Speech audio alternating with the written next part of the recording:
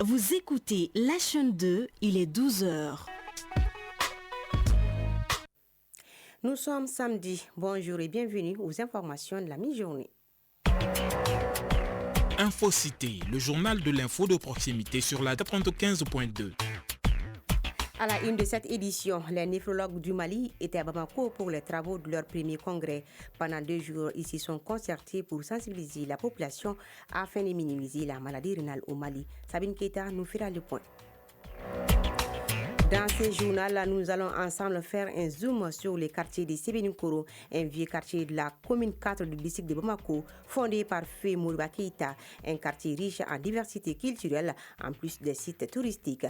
Et c'est Badji Sangaré qui nous amènera à Sébenikoro. Pour savoir ce qui se passe hors du Mali, Issa Daou sera en direct pour le développement. Et en sport, nous recevrons Oumar Enzan Traoré en fin de journal. Voilà pour les titres, les détails, c'est tout de suite.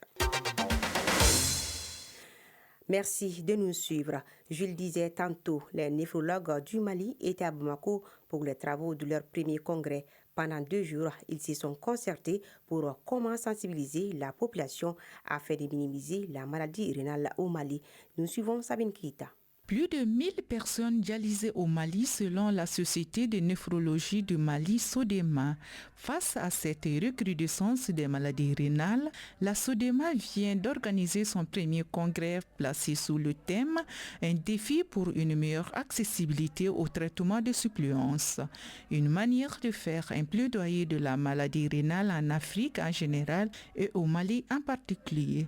Professeur Magara Samaki, président SODEMA. Ça porte surtout sur la sensibilisation et également les moyens de prise en charge de l'insuffisance rénale au stade chronique. Parce qu'on a essentiellement 2 grandes entités, la forme aiguë et la forme chronique. Malheureusement, c'est la forme chronique qui constitue la forme la plus prédominante, la moins diagnostiquée et également aussi la forme, je dirais, la plus handicapante. À un stade de début, à un stade initial, on peut bien vivre avec. Vivre avec les maladies rénales n'est pas chose aisée.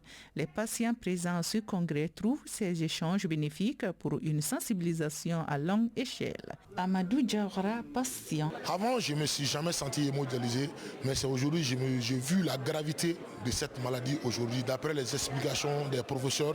Moi, dans mon avis, il n'y a qu'un seul médicament dans cette maladie, d'être discipliné. Pour une lutte efficace contre la maladie, l'implication de tous et la prévention en amont doit être de mise.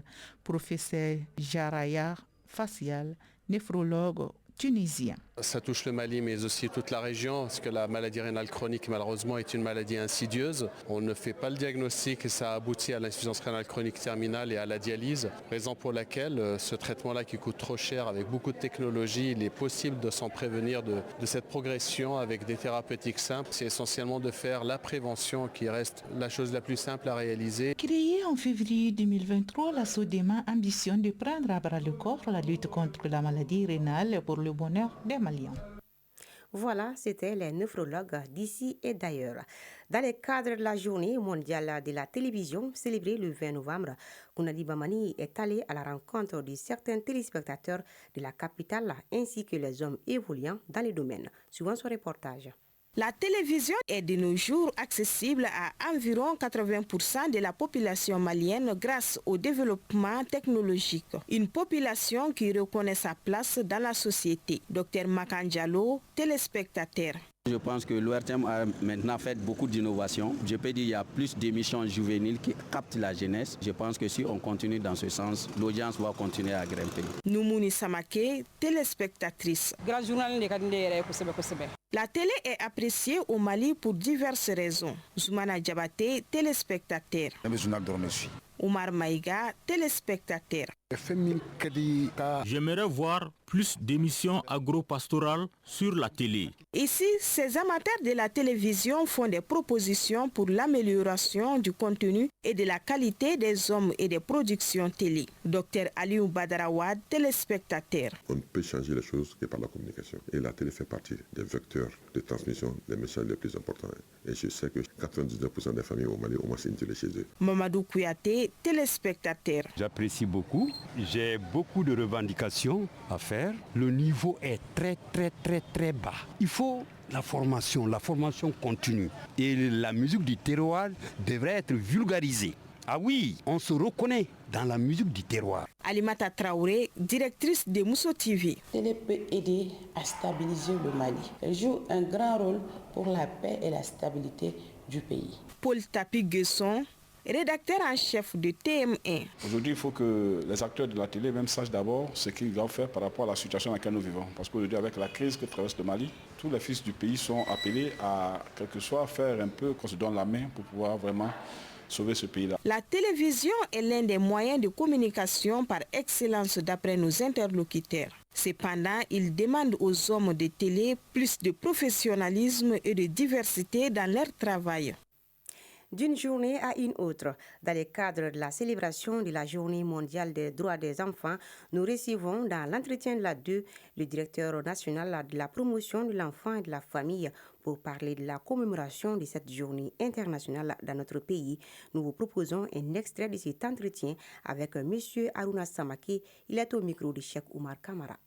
Le thème national qui a été retenu au Mali cette année 2024, c'est la protection des droits de l'enfant face au changement climatique. On sait que c'est un phénomène mondial qui ne concerne pas seulement le Mali, mais puisque c'est le Mali qui nous intéresse le plus, les autorités ont fait en sorte que le thème puisse être pris parce qu'on a vu déjà l'impact du changement climatique sur les populations en général, mais surtout sur la jouissance des droits des enfants, par les enfants eux-mêmes. Vous avez vu, la rentrée scolaire cette année a été décalée. C'est parce que les écoles étaient occupées par les gens qui étaient contraints de quitter leur domicile parce qu'il y avait des inondations. Donc ça, c'est déjà un des impacts visibles, un des effets visibles du changement climatique, des inondations.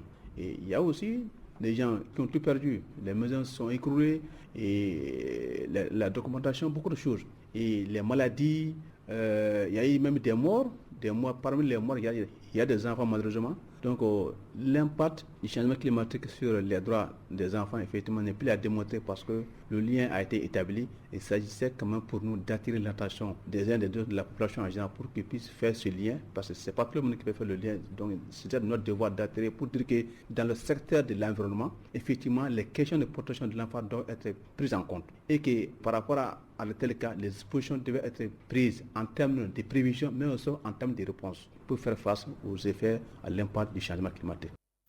Voilà, à suivre l'intégralité de cette émission tout à l'heure à 12h30 sur la chaîne 2, une émission réalisée par Cheikh Oumar Kamara. Et c'est ce qui nous amène à faire le tour de l'horizon avec Issa Daou déjà sur place. À présent, le tour d'horizon de l'actualité internationale.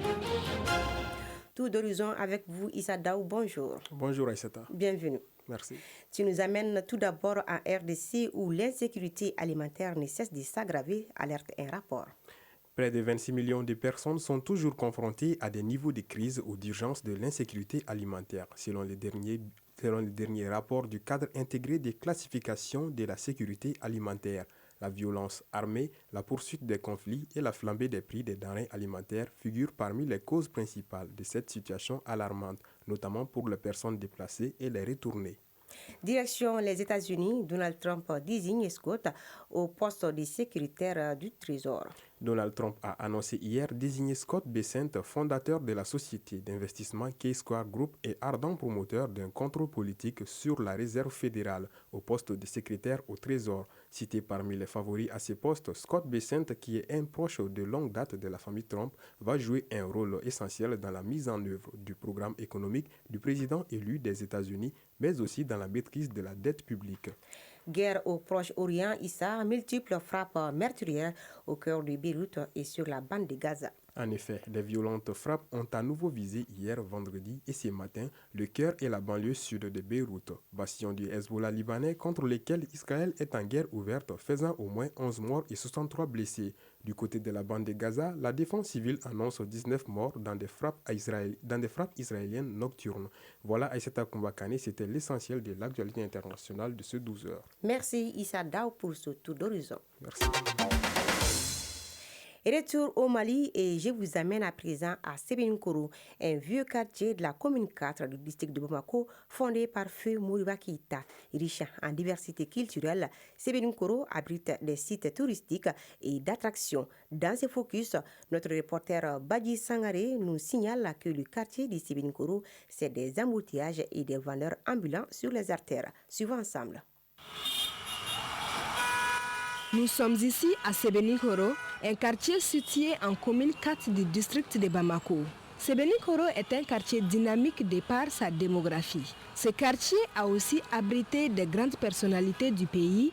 Aliou Alphonse Kenou est habitant de Sébenikoro. Sébenikoro est un quartier vivant et dynamique. Il y a beaucoup de petits commerces et de marchés où l'on peut acheter des produits frais.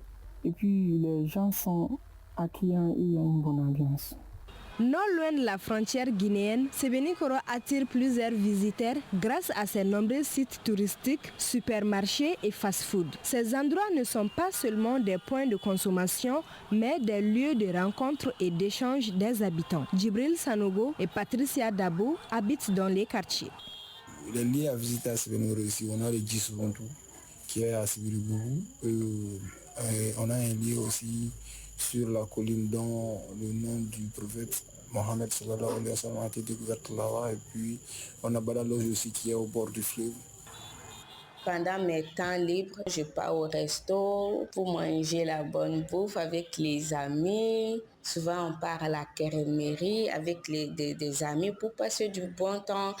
Toutefois, l'accès au quartier est souvent compliqué, surtout à certaines heures de pointe. Sébenikoro est pris en otage par des embouteillages, un phénomène qui se trouve sur toutes les lèvres. Aliou Alphonse Kenou, habitant de Sébenikoro. Les embouteillages à Sébenikoro peuvent être très frustrants, surtout pendant les heures de descente de travail. Cela complique les trajets et augmente le stress des conducteurs. Les habitants expliquent que ces embouteillages sont causés par la forte densité de la population et l'occupation anarchique des voies publiques par des vendeurs ambulants. Ces derniers, bien qu'ils contribuent à l'animation du quartier et au développement de l'économie locale, dérangent également la fluidité de la circulation, nous témoigne Yuma Djara, usager de la circulation. Les voies sont étroites. Nous souhaitons qu'on élargisse les goudrons et faire déguerpir les vendeurs ambulants qui obstruent les voies en exposant leurs marchandises sur la route. Cela pourrait réduire les embouteillages. Ces embouteillages retardent les citoyens dans leurs activités et engendrent d'autres conséquences. Sébenikoro pourrait être un endroit encore plus agréable à vivre si la circulation était fluide. Il serait donc impératif d'investir dans les infrastructures routières pour le grand bonheur des habitants. Merci Badi Sangaré pour cette découverte. Et de Sébenikoro, voyons l'actualité sportive avec Oumar Traoré.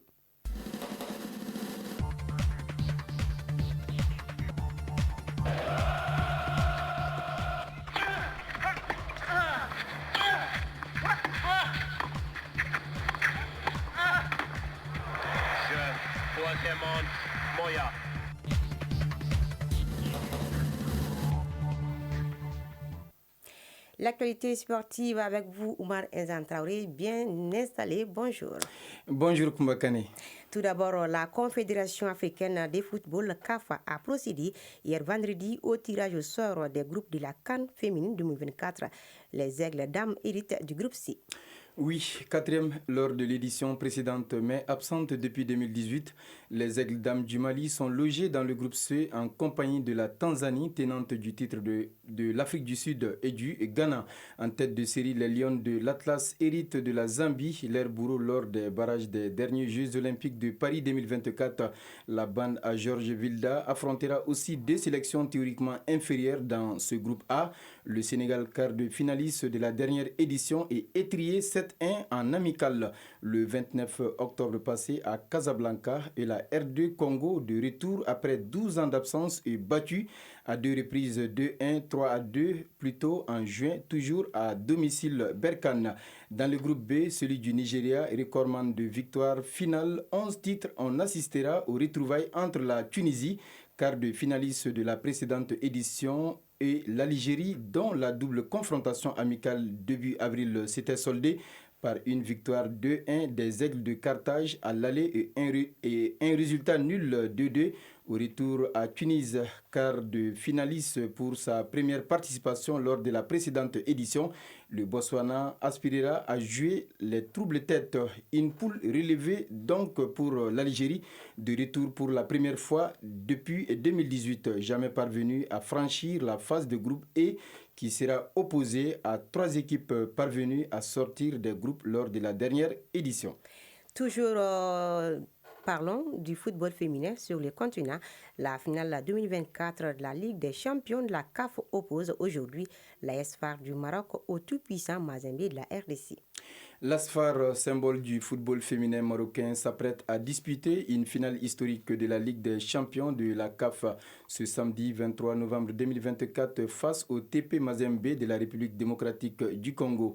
La rencontre se tiendra au stade El Abdi del Jadida et s'annonce comme un duel stratégique captivant. Cette affiche réunit des figures emblématiques du football marocain, Mohamed Amin, entraîneur de l'ASFAR, et Lamia Boumedi, tacticienne du TP Mazembe. Ces 2 candidats au titre de meilleur entraîneur de l'année lors des CAF Awards 2024 incarnent des styles de jeu différents mais partagent une ambition commune, décrocher le sacre continental. L'ASFAR, tenante du titre, s'illustre par un jeu technique et offensif. En face, le TP Mazembe se distingue par une approche physique et directe. Outre le prestige de soulever le trophée, cette finale revêt un intérêt financier important. Koumakane, tenez-vous bien, l'équipe gagnante empochera $600,000, tandis que l'équipe qui sera vaincue repartira avec $400,000. Le coup d'envoi sera donné à 18h. Que le meilleur gagne alors. Amen. Merci Oumar Enzan Traoré, notre sportif, pour ces informations.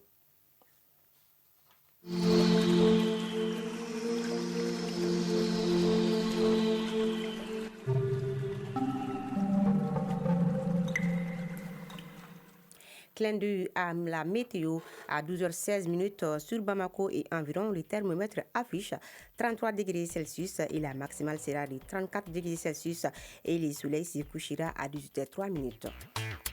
Point final donc à cette édition qui vous a été présentée par Aïssata Dite Koumakane, réalisation Mohamed Bari, Issa Daou, mise en onde Penandaou, mise en ligne Badi Touré, coordination éditoriale Seydou Traoré et Djefa Diara. Grand merci à vous aussi de votre attention et bon week-end à tous en compagnie des programmes de la chaîne 2.